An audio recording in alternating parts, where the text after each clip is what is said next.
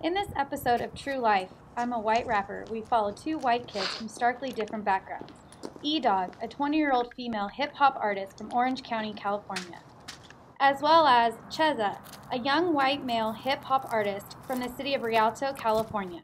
We will also interview Muriel, a hip-hop artist and producer. We will also interview Dr. Chan, a sociologist from Yale University. We will get these professionals' perspective on this popular culture phenomenon of white kids' emergence into a predominantly black hip-hop community. Yo, what's up? They asked me to come in here and talk to y'all. My name is Muriel, like Ariel. My friends thought it reminded them of Little Mermaid, you know, that Disney movie. They was really into Disney back then. But yeah, you know, like I was an artist back then. Like I was pretty popular back then. You probably heard about me. So see, the truth of the matter is that none of these suckers even know hip hop. Who the heck is E-Dog? Yo, homies, what up? The name's E-Dog. I'm 20 years old, I was born in the OC, and you can bet your sweet ass I'm the best rapper you ever gonna see. Does she know the real female MCs, the MC Lights, the Little Kims, the DeBrats? She don't know them. Plus, she's white, and we all know that white people cannot even begin to be a part of the hip-hop community. And then don't even get me started on Cheza with his pastiche self. Yo, I'm Cheza. I'm from the rough hood of Rialto, and I am really what you call a white rapper. I represent. What do they even know about struggle? What do they know about the history of black rights? The white people, they think they can call themselves part of hip-hop. They think they can be part of the scene, but they don't have the agency. I grew up on the streets. I know what it's like to be kicked around all the time. I know what it's like to hear sirens 3 different times in the same day. You see, you gotta grow up in life in order to know how to really show it, how to feel the lyrics. That's what it means to be a rapper. That's what it means to be in hip-hop. The black men I knew had to fight and get into college to stay in college. That's the shit that people want to hear about, the real shit, the struggle. You try to play into that hybrid shit nowadays. You know, they think it's cool to mix it up, bring in the electro-pop thing. That's not what hip-hop is. Never was. Never will be. See, what they don't understand is that this hip-hop, this real stuff, is locational. Started in the slums of the Caribbean in Brooklyn. Oakland came along later, but they sure as hell wasn't about to let a white chick into their crew. She's obviously lying. Yeah, yo, listen, this is the beat. It was made in an apartment on the corner of 5th and Avenue in New York in 1985 when I was Muriel. Hear me out.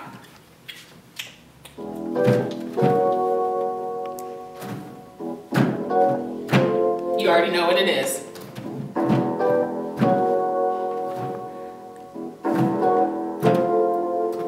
Yeah, there's some interaction between us and the producers. I mean, there has to be. We need them in order to show our music to the mass populace. But the important thing to remember is a great deal of the power lies with us, the artists, because they need us in order to express the emotions that happen in our lives in music. They need us to create the art, because that's what it is. Art. Us showing everyone else what it's like to live in a place that's really hard. They asses know they paying executives to make their videos? Real hip-hop artists wouldn't do that. This is my house. I bought this a few years ago when I first got big. I'm thinking of moving on to bigger and better things. This is like small and shabby in comparison to what my dreams are. But I gotta make sure I'm secure first. Like, I know I'm successful, I'm awesome, but I gotta be safe, you know? They always gotta come into our spaces and take everything from us. We ain't letting them take our music. They don't understand our symbols, our stories. Do they know the clothing style? Popping their collars like they know. Does she think that wearing a chain will get her into hip-hop? F that. Here we go again. The man coming down on the culture with his greedy hands, scooping up buckets of money, promoting this shit to the masses. Hello, I'm Dr. Ines Chan. I'm a sociologist from Yale University in a degree with hip-hop culture. These days, it seems that white people are using a lot of irony, satire, and sarcasm in their rap lyrics. Maybe it's a way to help them to deny or hide their agency. They seem to be using the hip-hop culture as a mask, disguising the way they were raised in their current lifestyle. There have been a few primary variables that help create the climate for this new racial politics to emerge. 1. The rise of the global economy and the sense of alienation among young whites in the 80s and 90s. 2. The significant changes in the popular music scene. 3.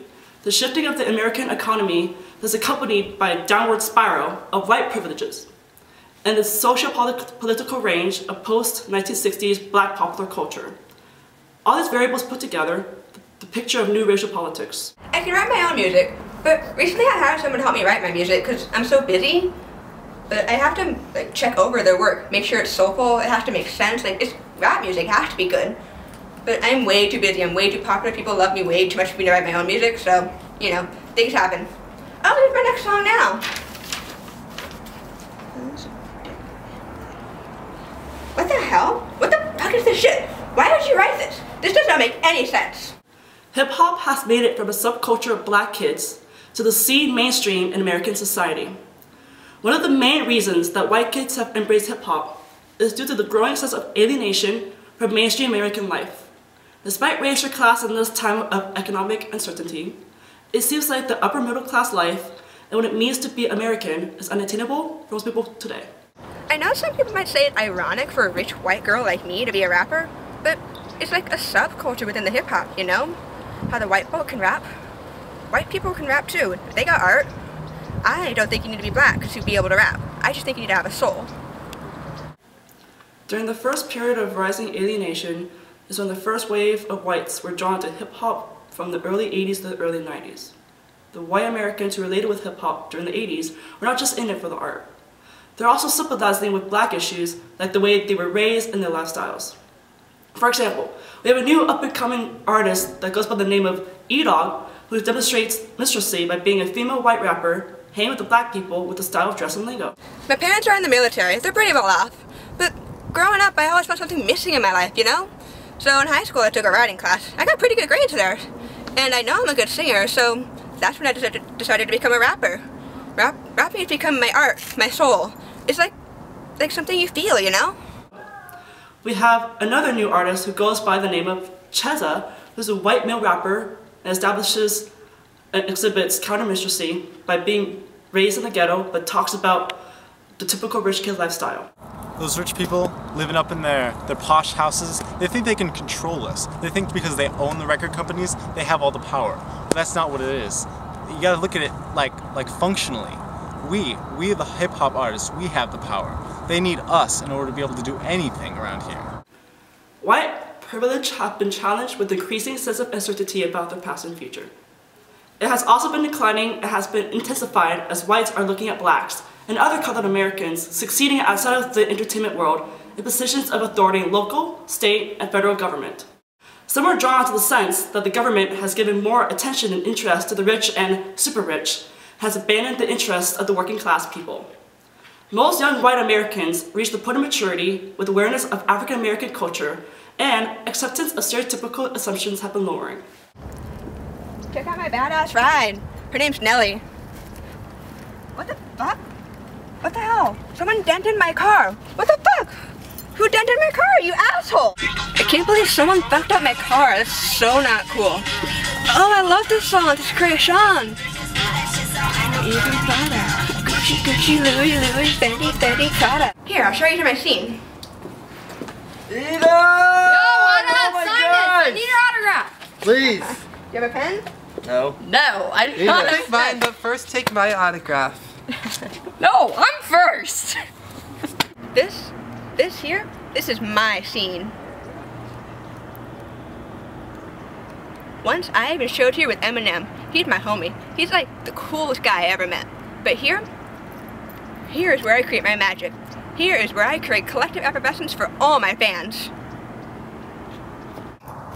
When you make a rap, when you're trying to express your feelings, you have to feel your roots. You gotta know the people and you gotta know the scene. You gotta touch that essence of what it means to come from someplace that's hard. Someplace where if you're unfortunate enough to be a part of the everyday horrible things that come from there, you can channel that and make that part of what it means to give a good rap.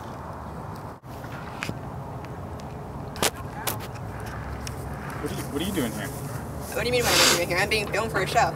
Is that True Life? Yeah. They're filming me for being a hip-hop artist. That's why they're filming me. Why would they film you? Because I'm an actual hip-hop artist. No, you're I not. know Your what it's music like. sucks. My music sucks? Yeah. You have nothing in your music. I have soul. Soul? There's nothing to talk about. There's no struggle. Girls I have can't struggles. rap. You don't need to be from the Proof. ghetto to have struggles. But that's what hip-hop is. Struggles? Which I have. Struggles. You don't have any struggles. You're some rich girl from some family who knows what it's like to only have troubles when they're a little bit low on money. What's wrong with being a girl? Because girls can't rap. What, so you're against the racism, but you're totally for the sexism? Sexism? It's not sexism if it's true. What? It's not.